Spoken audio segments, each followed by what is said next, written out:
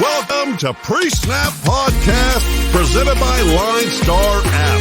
Here's your host, Casey Bubba and Scott Bogman.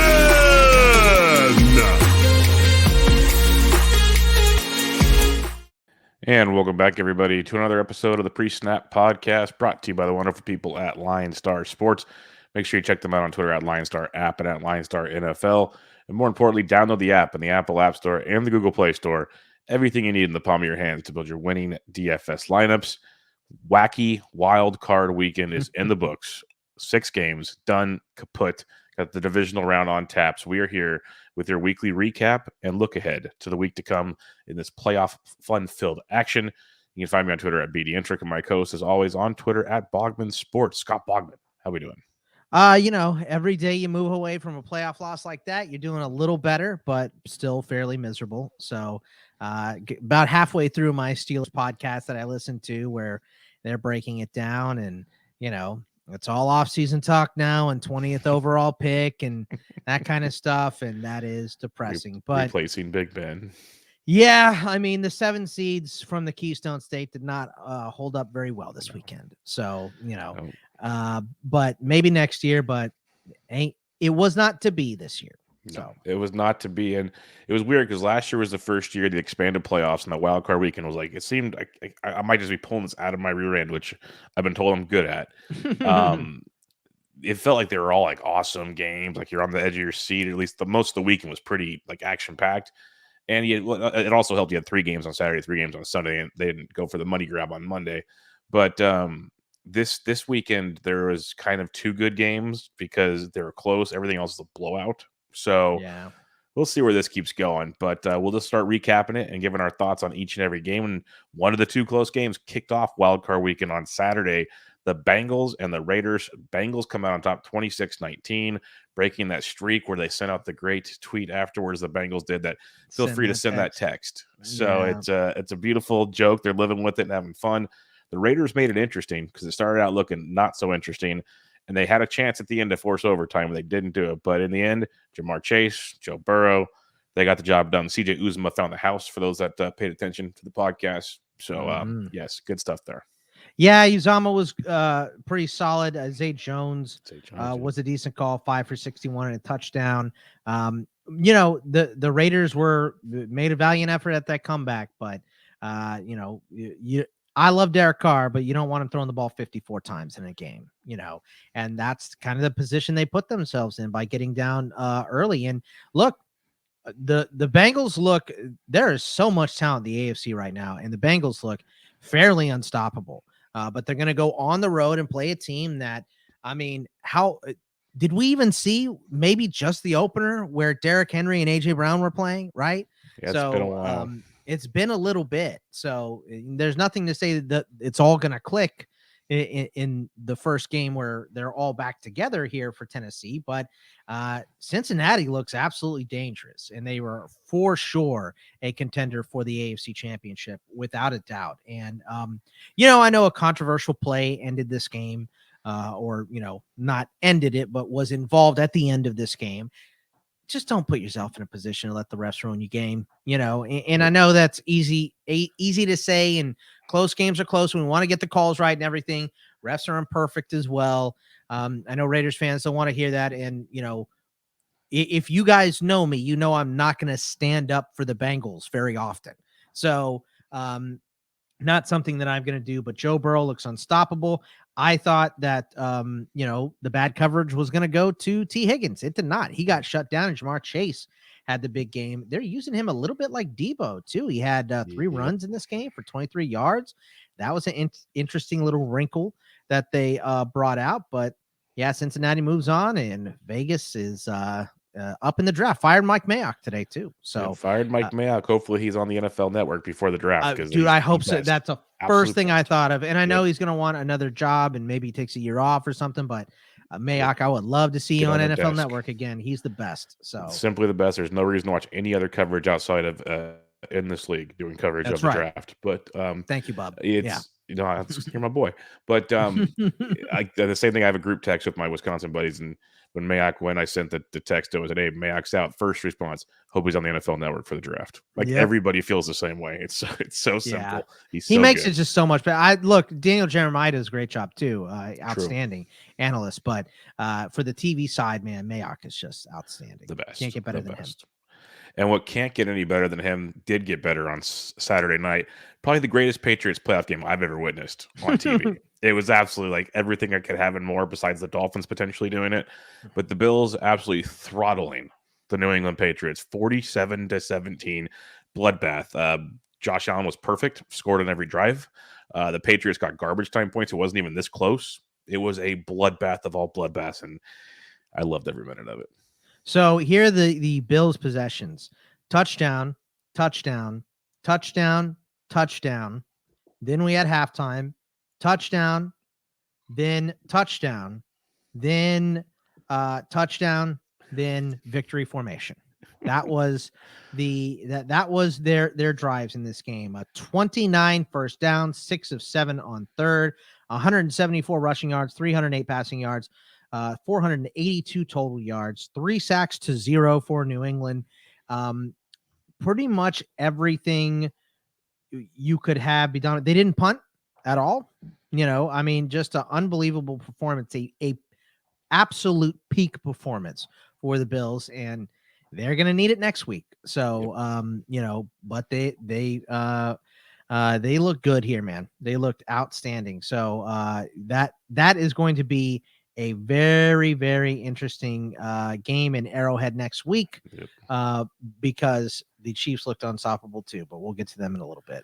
Yeah, it was great to see Singletary once again just get a heavy workload and beast out. It was amazing to see him get it done, and then Josh Allen spread it out. Knox got the first 2 scores, but then Gabe found the end zone, Diggs found the end zone, Sanders with his DT cleats found the end zone.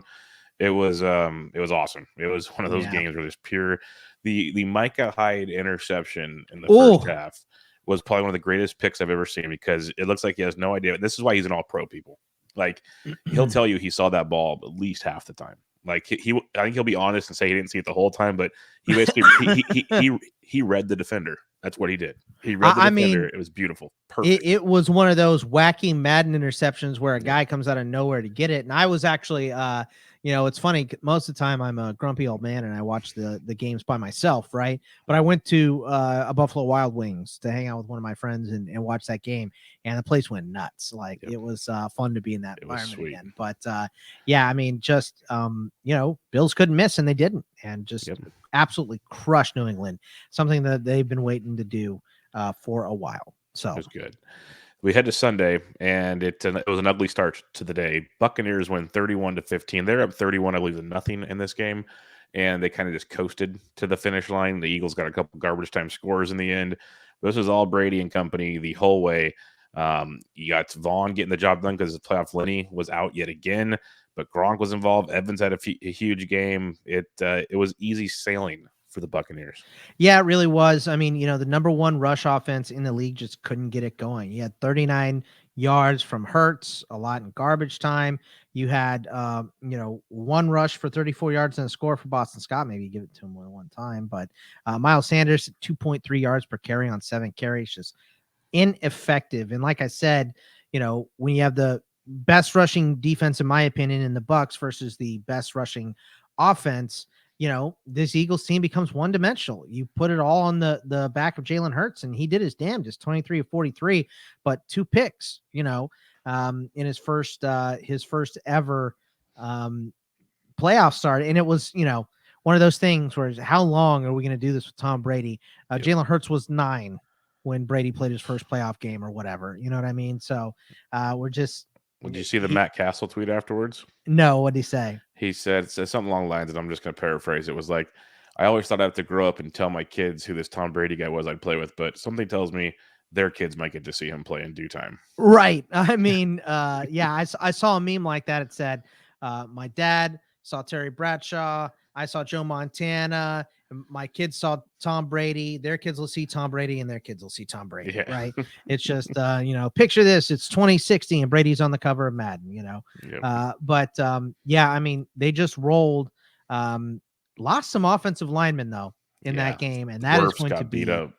And we just saw what Von Miller did on Monday night, Mhm. so hopefully those guys are gonna be ready to go. But that puts a pretty big question mark on that O-line. So we'll see moving forward. But they dominated this one. The best game of Sunday, and it really was it really wasn't a great game. The ending was great. The game was kind of like throughout it, but the Niners won 23-17 in Big D. They're the only dogs to win this weekend, and they pretty much dominated this game from the get-go and didn't give up. The Cowboys had their chance late, but it was the Niners game the whole time. And the ending of the game would have made Joe Judge happy. That's all I know. I mean, unbelievable. Who drew that play up? Thought it was a good idea. I have no clue. Now, there was a play for the Steelers that Bruce Arians drew up on a 4th down. It's like 4th and 17. It was a Big Ben draw. And I was like, what the F are we doing? That might be the only dumber play that I've seen than this was. It was a dumb play call and dumb season on the line. And you do that. And I don't know if Dak did that himself or if Kellen Moore called that. No, everything I heard, and it could just be covering for Dak's ass. Who knows? It was Kellen Moore called it in the headset, and McCarthy okayed it before it went through to Dak. Then I am no longer considering Kellen Moore for my head coaching job. I know, that's what I said. I would have. Looking at him. Man, that is it's. I get the gambling aspect and everything, but that's too big a gamble. And how dare you sit there and blame the referees for your loss when you had 14 penalties in this game and gave it away? Dak should have been running this whole game. Like I said, he didn't run the whole game. He had 4 rush attempts for 27 yards, and most of them came on that last run. So that's 17-yard run. So just not a great, this is Mike McCarthy getting out coached, Dak getting outplayed. We were waiting for the big mistake from Jimmy G, and we got it, and they still couldn't win. So Eli Mitchell, 27 carries, just doing the work. Debo had 20 plus carries every time, man. It's nuts. Debo had 10 carries. They won this game on the ground. They dominated Dallas on the ground. So it was another Kittle blocking week, like we talked about on the show last week. That's why it's so hard to roster him, but he got, I think, 1 or 2 catches, maybe. 1 for 18. That's it. So, but he doesn't care. He'll take it. They won. So, this is a huge game, and they got an even taller test coming up against Green Bay, but they look great here. This game was close at the end, but it was all in a Dallas comeback. A wild game, like you said, but the ending was correct, and I do not blame the refs at all. Yeah, there'll be some fun takeaways for like off-season chatter. Like CeeDee Lamb kind of disappeared the last month and a half of the season. Wasn't involved in this game at all. There'll be what are they doing with the offense? Because I'm with you. When I heard at first, I'm like, okay, McCarthy's an idiot, but we knew this. But then when I heard who actually made when Kellen made the call, I was like, oh no, you're supposed to be interviewing for jobs right now. This is not a good look. So bad look. Yeah, we'll see how that one plays out. That'll be a fun discussion probably for a few months, I have a feeling. So that'll be good. And then Sunday's nightcap, which we kind of briefly talked about on yesterday's Showdown show. Chiefs win 42-21. Never in doubt is the best way I'll say it. 5 touchdown passes from Mahomes. Kelsey threw a touchdown pass. They spread it out like they usually do. Darrell Williams let everybody down because he was active but didn't do anything. It was the Jerick McKinnon show, which, in reality, the way they won, why try to get Williams hurt? That was smart. But it was pure domination. I mean, Darrell Williams did fumble. So but he still wasn't even getting the load up to that point. No, McKinnon was the whole thing. He had the one carry and fumbled it. And they're like, take a seat, son. Exactly. So look, the first quarter, I was like, wow, we're in this. And then Casey Hayward strip, TJ picks it up, runs it in the end zone. And that was how the first score came. I was like, maybe this is going to happen. But that really woke up Kansas City. And as soon as they started moving Mahomes around and TJ couldn't chase him down, Hayward couldn't chase him down, that was it, because it doesn't really matter who you have back there. You could have Jalen Ramsey in the Rams secondary. It doesn't matter. You're going to get torched. It's Tyreek Hill, Pringle, Kelsey. Wasn't a big fan of offensive linemen scoring touchdown and Kelsey throwing one, but he can't stop it. Shut up. So this was just outmatched rosters. You know what I mean? The game plan worked for a quarter, but you can't stop Mahomes when he's on a heater like that. And that's, we're about to get into it, but who do you pick in that Bills-Chiefs game, man? Both these teams look unstoppable right now. So that's going to be an absolute barn burner. But yeah, look, the Chiefs are just absolutely dominant. They pounded Pittsburgh twice. And I think if your team building in the AFC, you need to build to beat the Chiefs. I don't know if anybody is going to be able to do that easily. I think obviously the Bengals and Bills have the best chance. Maybe the Titans are built to do it with that run game, but I mean, they just look outstanding, man, and they look pretty unstoppable. When Mahomes gets on this run, there's no one more unstoppable than him. So great game plan by the Chiefs, and it all worked. And here we are in the offseason for Pittsburgh. So I'm pretty sure I already know the answer to this question, but I'm going to ask it anyways. Do you just wish that the Chargers and Raiders would have tied so you didn't have to deal with that? No, I figured that was your answer, but I had to ask. Well, look, you want your team every year to come in with that playoff mentality, right? We made the playoffs last year. We got to get in the playoffs again, So I want to be in the playoffs, even when you lose like this, And on my Steelers podcast, they were like, "So was the Jaguars, the Browns, or the Chiefs loss? Which one was the worst?" And the Browns won 100%. This one doesn't even compare to that. I did not expect to win this game. I expected to win against Cleveland, and we lost at home and broke the Browns' playoff win streak for the first time in forever. So, that was way, way worse, but this still, it doesn't feel great, Bob. I'll say that. All right, Monday Night Football. We thought this game would be closer. We both picked the Cardinals in this game, but the Rams dismantled Arizona. Matt Stafford ran a touchdown in, threw a couple. Kupp got into the end zone. OBJ got in the end zone. Cam Akers looked great. Kyler Murray looked like he was seeing ghosts. He had pressure up him all day long from Von Miller and company. And I beat Bogman in the showdown. Yeah.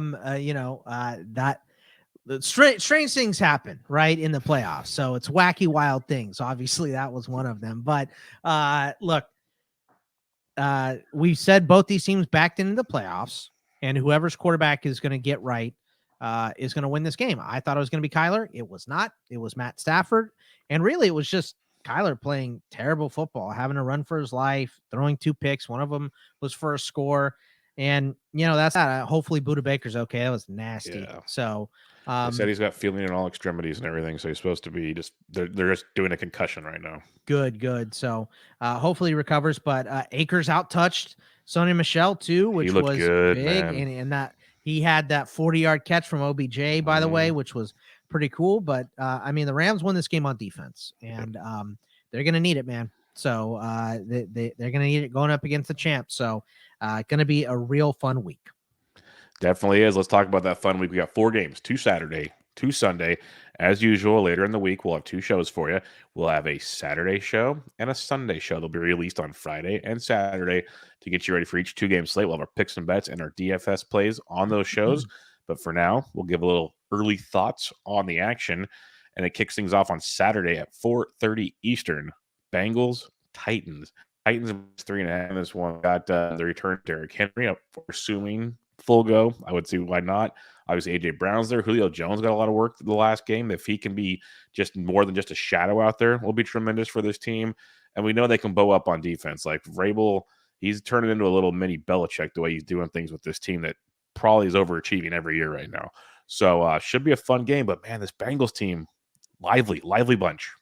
They look good. What you need to do if you're Tennessee, in my opinion, is do what you do with Derrick Henry. Feed him the rock. Keep Cincinnati on the sideline and make them get and hit Burrow. That's what Vegas didn't do. Yes. And we expected them to, and they didn't do it. You got to hit Burrow. You got to get him shaky. Look, it takes a lot to get to him. Like I said, the hardest hit I've ever seen in my life on a quarterback was UCF versus LSU in the Fiesta Bowl. And Burrow just gets blasted in that game. And he gets up, shakes it off, and they win. So he can take some hits, man. But you got to get to him. You got to harass him. You got to move him off his spot. And Tennessee's going to have to do that. This is a tall task for Tennessee, and all the pressure's on them too, because they're at home, number 1 seed, all that stuff. And Cincy's just kind of playing loose right now. So I think I'm probably going to be taking Cincy in this game, as disgusting as it is for those words to come out of my mouth. But I don't know. They just don't look very beatable right now. They look great. I'm glad this is on recording, on audio and video on the LineStar YouTube channel, folks. You guys, there's evidence of of Bengals coming or of Who said Bogman that? coming to the Bengals dark side. This No is one great. said that. I don't know. It's going to be fun to watch. Like you said, if you can you got to get to Burrow, and if you can't, you got to basically prevent the big play and make them put drives together. That'd be my biggest And thing. look, we haven't seen Tennessee operate with Henry and AJ Brown been so and long. everybody so healthy. So this is the healthiest they've been all year. And you can run on Cincinnati. That's one thing. We know that. You can run on Cincy. The thing with Derrick Henry and company is what makes them so good is, yes, he can get going early, but more often than not, it's wearing the team down and he breaks it in the second half. That means you have to keep it close to that point. And that's where it gets fun because Cincy literally can score on one play. Like they are explosive. So, yeah, it'll be fun to see what news comes out this week and how this line shifts when we give our picks later on. But it's going to be a lively one. Very, very good game to kick off the weekend. And to cap off Saturday night, the game I'm looking forward to all these games pretty much, but this one so much because my Niner friends here who I usually support when I need to, but when they're facing my Packers, we do not support them. The Packers are at home, -6, supposed to be about 20 degrees at kickoff, maybe even lower, 30 to 35% chances of snow right now. This is going to be a fun one, Boggs. Yeah, it is. And I do expect the Packers to win this game, right? But Niners look good, man. And Debo's a weapon. The run game has been working. So, it's to me, a lot is going to rest on the health of Nick Bosa. Can he come in? He's in concussion protocol, and they're saying he should be fine. Can he clear? And is he going to be available for this game? Because that is going to be, he is just such a difference maker on defense because you saw when he went out, Dallas started to come back. So, Fred Warner, I don't think is going to be back. I didn't see his official diagnosis. No, he is. He is. No, is he really? The reports came back. He tweeted it out, and then some other beat reporters did. It's a sprained ankle, and he said it looked and felt worse than it was. But after the swelling has gone down, he expects to play on Saturday. Okay, well, good. I mean, that's a huge boost for them too. Yeah, basically, there's gonna be no complaining from the Niners. Like you got. Yeah, there can't be, and even if those guys are out, you can't complain. Everybody has injuries. You're not special. You get no sympathy. So but this should be an interesting game. Another classic matchup, right? Yep. Niners Packers classic matchup should be a lot of fun. I just don't think I can trust Jimmy G going into a cold environment like that. That's my biggest thing. Yep. He's probably he made the mistake in the Dallas game and it almost cost him. So that's really what it's going to boil down to for me. But if he plays clean, they can win. So we'll see. This game is going to be better. Like on paper, like if you just didn't know any better, you'd think Packers roll type situation. But this Niners team's good. Like if they somehow get past the Packers, I think they got a real shot to go the whole way because they got defense. They can run the football. We've talked about it time and time again. It's the old saying: if you can travel with your defense and your running game, you can beat anybody, and they've shown that. So. If Jimmy can do just enough without screwing it up, like you already said, is he almost did enough to screw it up against Dallas, but he didn't. It'll be interesting on a cold. Even Saturday one mistake will break you against the Packers. Yep, exactly. So you got to play clean because Rodgers might start out slow, but he's going to find your weakness. He's going to kill you in the end. By the way, let's say the Niners win this game and get to the NFC Championship. Are you going to Trey Lance next year after you spent a bunch of first-round picks on him? Nope. You can't, right? Can't. No, and that was a lot of the stuff like around this area, a lot of the chatter, because like I've told you guys on the show before, it's like 50-50, maybe like 65-35 at times of my Niner friends want nothing to do with Jimmy G. They hate him with a passion because of those moments where he loses you football games. What does the 20th pick sound like, San Francisco fans? You guys like that pick? But they're both saying it flat out. Like if he gets us like farther, it's tough to say no type thing. So it's a very interesting conversation point. That's for sure. And Rodgers, like I've been told by many so far, he's 0-3 in his lifetime in the playoffs versus the Niners. So keep that in mind as well. Yeah. Trends. I'll take trends that don't matter for $500. Exactly. I'll keep the guy with a chip on his shoulder this year. I'll keep that one going for me. Not to mention it's always overlooked by the Niners for Alex Smith. That never gets old. Sunday, kicking things off. Rams at Bucks. We saw this Rams team look great on Monday Night Football on SoFi. Defense was ready to rock and roll. Offense got clicking. But now you face a Bucks team whose offense is clicking. Defense is fine. This should be a battle of who screws up less. Yeah, I mean, Tristan Wirfs is in a boot right now with his ankle. I don't know From how what he I came back saw, in. I don't know how he came back in last game. let's see. They said Ryan Jensen will go until Friday. That it's going to take until Friday before they know. So if you lose 2 big offensive linemen against this front four, you're going to see a late shift in this line if these guys are both ruled out, because it'll be late when they're both ruled out. Yep. But you'll see a shift. And is Leonard Fournette going to be healthy enough to play? He wasn't this week too. We expected him back and he wasn't. So those are big factors, but also, now Matt Stafford has to go on the road and prove he can win a road playoff game. This is a huge test for him. This is why they brought him in, though. They spent a ton of draft capital to bring him in, and they got to win in this window when you can have him and Cooper Kupp and Aaron Rodgers and Aaron Donald and Cam Akers and all these guys, Jalen Ramsey, all in the same squad. This is your window. You may have 2 years, 3 years max to win in this window. So this is where you have to do it. And I don't know, man. It's tough to pick against Tom Brady in the playoffs because he just wins every year. It's very, stupid. very, very tough. And they put out a tweet, some meme that it was Aaron Rodgers versus Tom Brady, total wins versus the NFC in the postseason, and they're tied. Think about that. I know Bogman gets 1 already, year in the NFC. 1 year. Think about why it's really funny, and it's all Super Bowls. Yep. Super Bowls and one run in the playoffs. It's ridiculous. What else is ridiculous will be Sunday night. Absolutely. Like, as much as I'm looking forward to Saturday night, Sunday night just might be pure. Get your popcorn ready. Bills, Chiefs. It's going to be a doozy, an absolute doozy. It's at 6:30 Eastern, 3:30 Pacific. Tuck the kids in early. I don't care. This is going to be awesome. Yeah, there's like 2 ways I see this playing out, and I can't wait to kind of dig into it more this week. We might just have the fireworks show. Totals 55, which is just nuts in a playoff game. And we could probably both see that going over. At the same time, this Buffalo secondary is legit. We've seen this Chiefs team start to bow up from time to time. I wouldn't be shocked if it's like 24-20 in the end, because these guys just beat up on each other. I'm leaning towards the other side of that spectrum, but it wouldn't shock me either at the same time. Dude, 55. That's a heck of a total. I mean, it might be that at halftime. I hope it is. I hope it's a track meet, because I would just be. I hope it's like that Monday night game we got a few years ago with who was it? Chiefs and Rams. Was it Chiefs Rams? Yeah, Chiefs and Rams. Give me that. Exactly.